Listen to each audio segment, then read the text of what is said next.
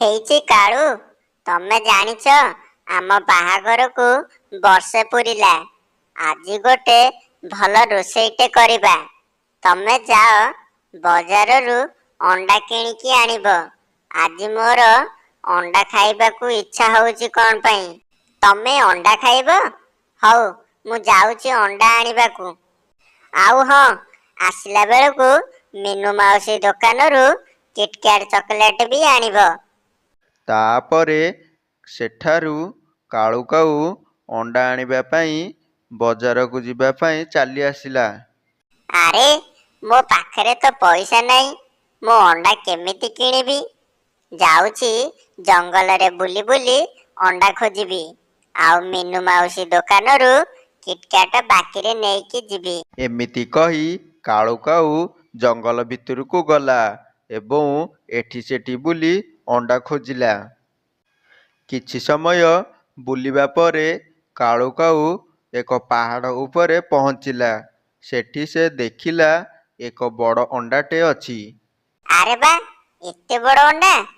ଭଲ ହେଲା, ବଡ଼ ଅଣ୍ଡାଟେ ନେଲେ ଗୀତା ବହୁତ ଖୁସି ହୋଇଯିବ। ହେଲେ ଏ ଅଣ୍ଡା କାହାର? ସେ ଯାହାର ବି ହେଉ, ମୋର କ'ଣ ଅଛି? ମୁଁ ଯାଉଛି ୟାକୁ ଏଇଠୁ ନେଇକି ଯିବି। ଏମିତି କହି କାଳୁ କାଉ ସେ ଅଣ୍ଡାଟିକୁ ନେଇ ଉଡ଼ିଗଲା।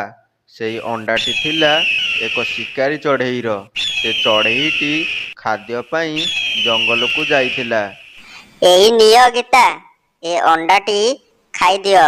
ମୁଁ ଯାଉଛି ମିନୁ ମାଉସୀ ଦୋକାନରୁ କିଟକ୍ୟାଟ୍ ଚକୋଲେଟ୍ ନେଇକି ଆସିବି। ହଁ ହଁ, ତମେ ଯାଅ।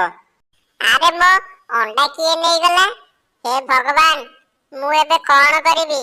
ମୁଁ ତ ଏବେ ମା ହେଇପାରିବିନି। ହେଲେ ମୋ ଅଣ୍ଡା କିଏ ଚୋରି କଲା? ମୋ ଅଣ୍ଡା ଯିଏ ବି ଚୋରି କରିଥିବ ନିଶ୍ଚୟ ଧରା ପଡ଼ିଯିବ। କାହିଁକି ନା ମୋ ଅଣ୍ଡାକୁ ଯିଏ ଖାଇବ ସେ ମୋ ଛୁଆକୁ ଜନ୍ମ ହିଁ କରିବ। ଆରେ କାଳୁ, ସେ ଅଣ୍ଡା ଖାଇବାଟାରୁ ମୋ ପେଟ ଖାଲି ଗୁଡ଼ୁଗୁଡ଼ୁ ହେଉଛି। ସେ ଅଣ୍ଡା ତମେ କୋଉଠୁ ଆଣିଥିଲ? ମୁଁ ସେ ଅଣ୍ଡା ମିନୁ ମାଉସୀ ଦୋକାନରୁ ଆଣିଥିଲି। ମିନୁ ମାଉସୀ କହୁଥିଲା ସେ ଅଣ୍ଡା ଖାଇଲେ ତୁମକୁ ଭିଟାମିନ୍ ମିଳିବ। ହଉ ଠିକ୍ ଅଛି। କାଳୁ କାଉ ଏମିତି କହି ଗୀତାର ମନ ଖୁସି କରିବା ପାଇଁ ଏଠୁ ସେଠୁ ଅଣ୍ଡା ଚୋରି କରି ଘରକୁ ଆଣୁଥାଏ।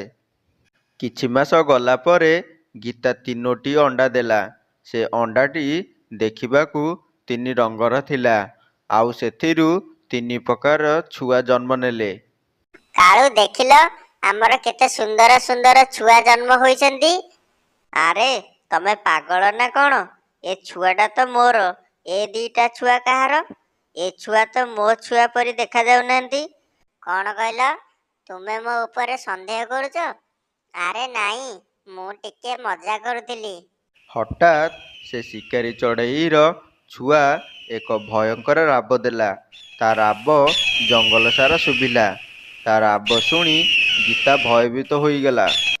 ଆରେ, ଇଏ ତ ମୋ ଛୁଆର ରାବ ନୁହଁ। ଇଏ କାହା ଛୁଆ? ଆରେ, ଇଏ ତ ମୋ ଛୁଆର ରାବ। ଯାଉଛି, ଯିଏ ମୋ ଛୁଆକୁ ନେଇଛି ତାକୁ ଆଜି ମାରିଦେବି। ଏମିତି କହି ଶିକାରୀ ଚଢ଼େଇଟି ଗଲା ଆଉ ଗୀତା ଓ କାଳୁ କାଉକୁ ତା ପଞ୍ଜାରେ ମାରିଦେଲା।